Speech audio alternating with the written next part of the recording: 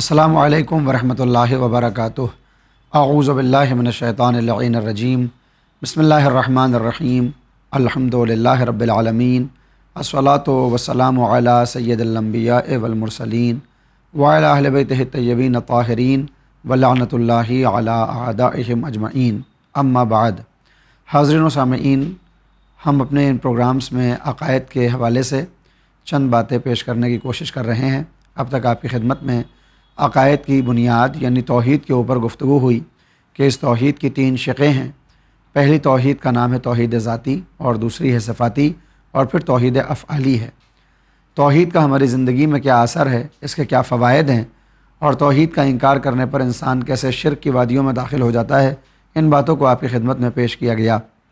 توحید صفاتی کی جب بات کی گئی، یعنی اللہ صفات میں اکیلا ہے اور کوئی بھی ایسی شے نہیں ہے جو اس کے ساتھ عارض ہو جائے یا اس کے اوپر ڈالی جا سکے۔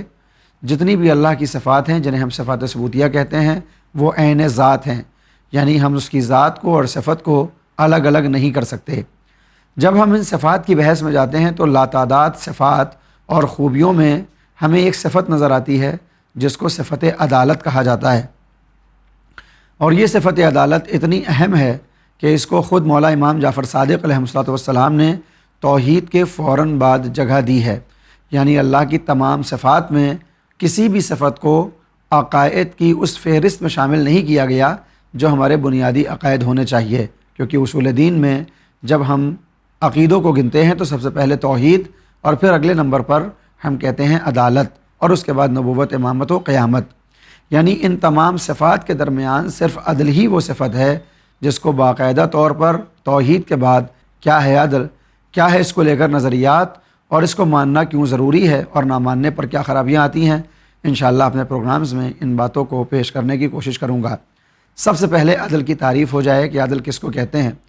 لغت نے اور جو تاریخ نے اور جو قرآن نے، اہل بیت نے تعریف بیان کی ہے، اس کا خلاصہ یہ ہے کہ عدالت پروردگار کے اندر اس معنی میں ہے کہ ہر وہ کام کہ جو اچھا ہے پروردگار اس کو چھوڑتا نہیں، اور جو کام خراب ہو اس کو کبھی نہ انجام دیتا ہے اور نہ انجام دینے کا حکم دیتا ہے۔ یعنی پروردگار اس کائنات میں اگر اپنی قدرت کے ذریعے کوئی بھی عمل کر رہا ہے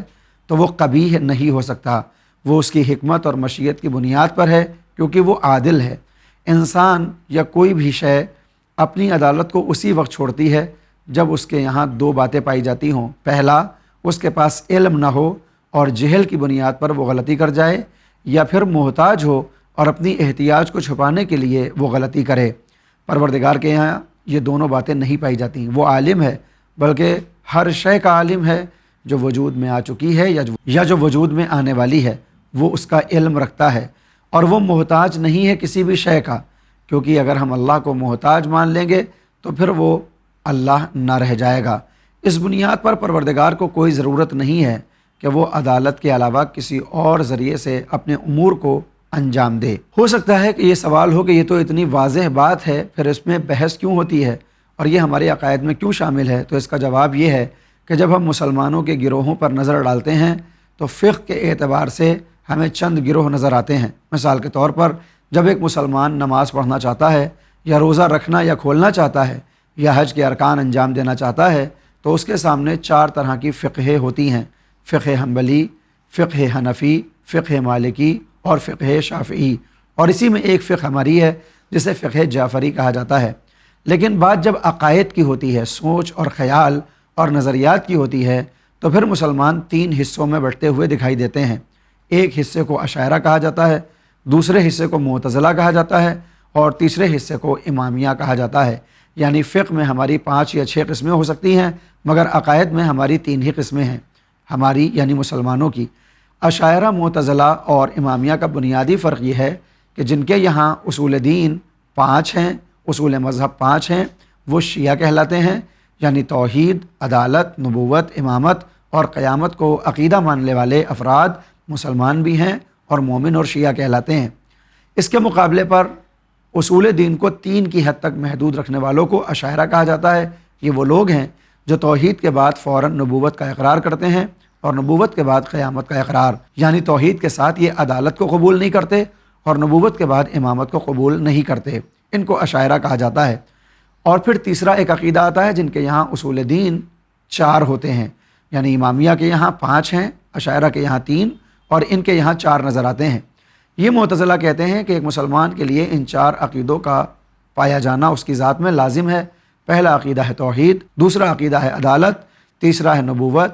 اور پھر اس کے بعد قیامت۔ یعنی معتزلہ میں اور اشاعرہ میں بنیادی فرق عدالت کو لے کر ہے اور معتزلہ اور شیعہ میں بنیادی فرق امامت کو لے کر ہے۔ یعنی عقیدے کے اعتبار سے معتزلہ ایک عقیدے میں ہمارے ساتھ ہیں اور ایک عقیدے میں ہمارے خلاف، امامت میں وہ ہمارے ساتھ نہیں ہیں، مگر اس مسئلہ عدالت میں معتزلہ اور امامیہ کا ایک عقیدہ ہے۔ اشاعرہ کہتے ہیں کہ پروردگار کے لیے عادل ہونا ضروری نہیں ہے، جبکہ معتزلہ اور امامیہ یہ مانتے ہیں کہ پروردگار عادل بھی ہے اور ایسا ہونا لازمی ہے، کیونکہ وہ پروردگار ہے جو ہر عیب سے پاک ہے۔ اگر وہ عادل نہیں ہوگا تو یہ اس کے لیے عیب ثابت ہوگا اور عیبدار کو ہم خدا نہیں مناتے۔ آخر کیا وجہ ہے کہ اشاعرہ اللہ کی عدالت کا انکار کرتے ہیں؟ تو اس کا مسئلہ شروع ہوتا ہے حسن قبح شرعی اور حسن قبح عقلی سے۔ یہ کیا ہے اس کی وضاحت کروں گا۔ معتزلہ اور بالخصوص امامیہ کا یہ ماننا ہے کہ اس کائنات میں پائی جانے والی چیزیں یا اچھی ہیں اور یا بری ہیں، اور کون سی شے اچھی ہوگی اور کون سی شے بری یہ شریعت بعد میں بتاتی ہے، ہماری عقل اس بات کو پہلے ہی تسلیم کر چکی ہوتی ہے۔ جو افراد یہ مانتے ہیں کہ خرابیوں کی برائی عقل سے ثابت ہے، وہ حسن قبح عقلی کے معتقد ہیں، یعنی ان کی نگاہ میں ہر چیز کی اچھائی عقل کی کسوٹی پر ہوتی ہے اور ہر برائی کی خرابی بھی عقل سے پرکھی جاتی ہے۔ مثلاً اگر پروردگار جھوٹ بولنے کو حرام نہ بھی کرتا تب بھی عقل کے تقاضے کے تحت جھوٹ خراب ہی کہلاتا۔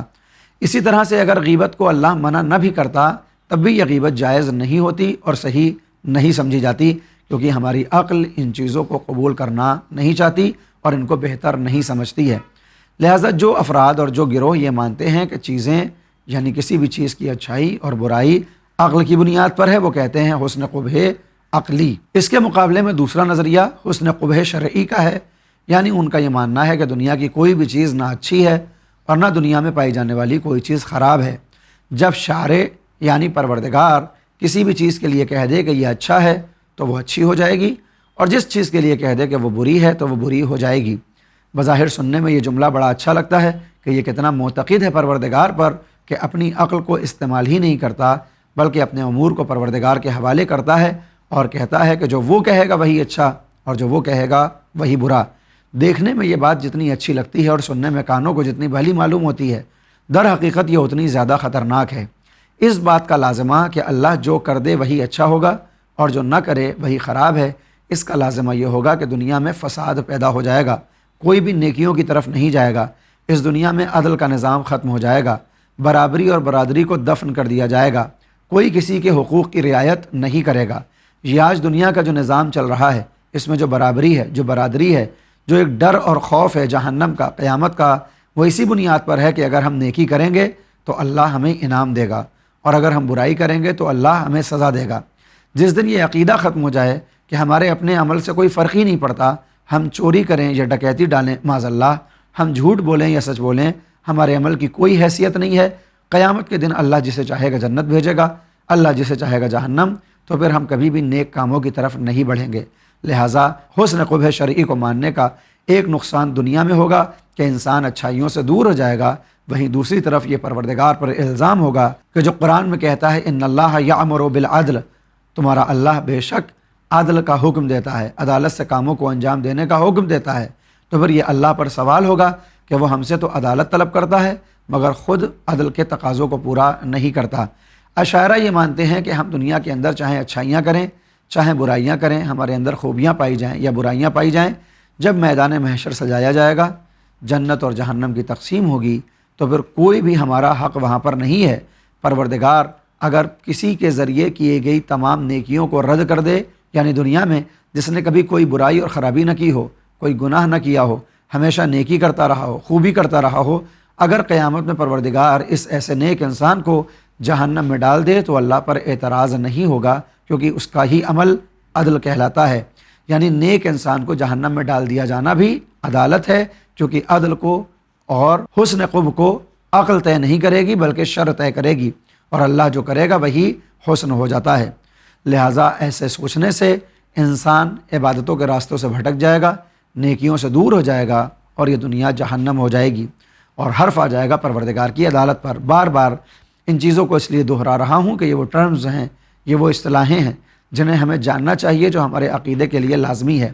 میں مسلسل یہ کہتا آیا ہوں کہ ہم اپنے 24 گھنٹے میں کم سے کم آدھا گھنٹہ دین کے لیے ضرور خرچ کریں، اور اس کا مطلب یہ نہیں ہے کہ ہم آدھا گھنٹہ نمازیں پڑھیں یا پھر کسی مجلس میں بیٹھیں، وہ تو اپنی جگہ پر ہے اور اس کا ثواب اپنی جگہ، اور وہ ہماری ذمہ داری ہے، اخلاقی بھی اور شرعی بھی۔ اس کے علاوہ بھی ہمیں دینی کتابوں کو اٹھانا چاہیے، کبھی قرآن کا ترجمہ، کبھی قرآن کی تفسیر، کبھی اہل بیت کی حدیث اور کبھی ان کی شرح، تاکہ جو ہمارے عقیدے ہیں ان کو ثابت کرنے کے لیے ہمیں کسی کے دروازے پر نہ جانا پڑے، بلکہ ہمارے لیے خود اپنے دلائل موجود ہوں جو ہمارے عقیدوں کی وضاحت کریں۔ لہٰذا جب بات عدل کی آتی ہے تو یہ 3 نظریے ہمارے سامنے آتے ہیں۔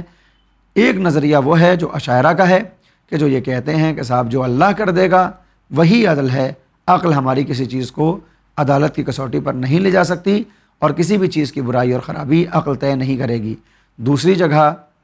معتزلہ کا عقیدہ ہے، جو عدل کو تو مانتے ہیں مگر نبوت کے بعد امامت کو غائب کرتے ہوئے اللہ کی عدالت کا گویا انکار کر دیتے ہیں، اس لیے کہ نبوت کے بعد امامت کا آنا بھی خدا کی عدالت کا تقاضا ہے، کہ پروردگار انبیاء کو تو اٹھا لے، وہ ہمارے سامنے موجود نہ ہوں، لیکن وہ لوگوں کو سزا بھی دے اور لوگوں سے نیک کاموں کو بھی طلب کرے، تو یہ اس کی عدالت کے خلاف ہو جائے گا۔ اس نے قرآن میں وعدہ کیا ہے، انما انت منذر ولکل قوم ہاد،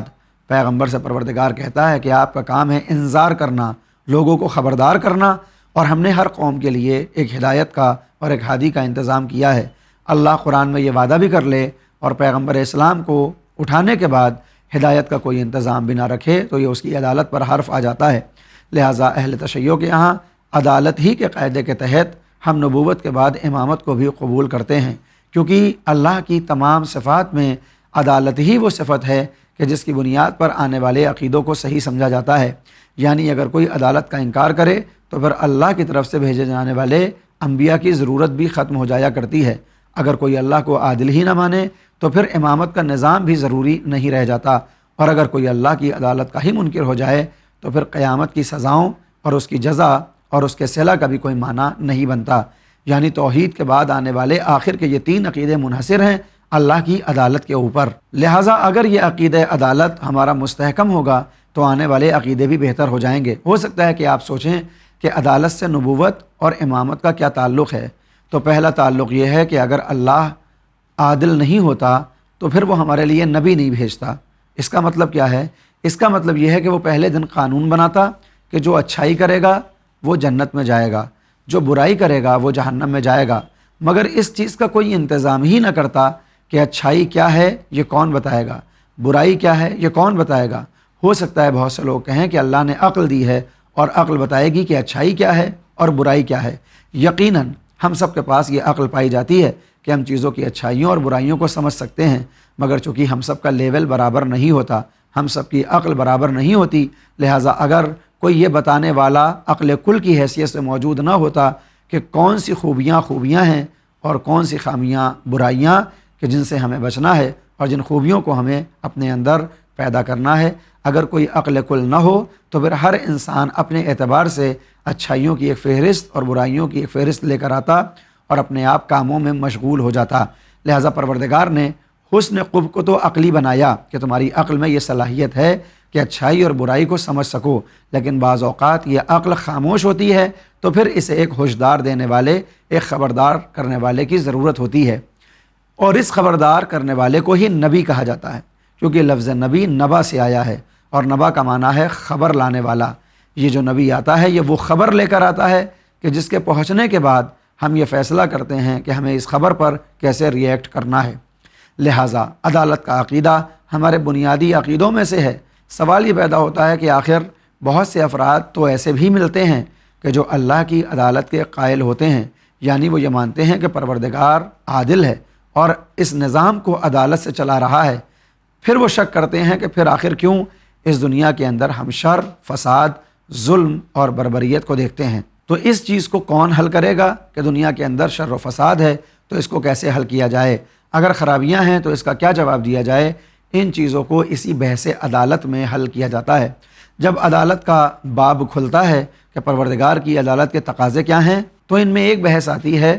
اسی شر اور آفت کی۔ عام طور پر ہم دیکھتے ہیں کہ کبھی زلزلہ آتا ہے اور لوگوں کے گھر نیست و نابود ہو جاتے ہیں،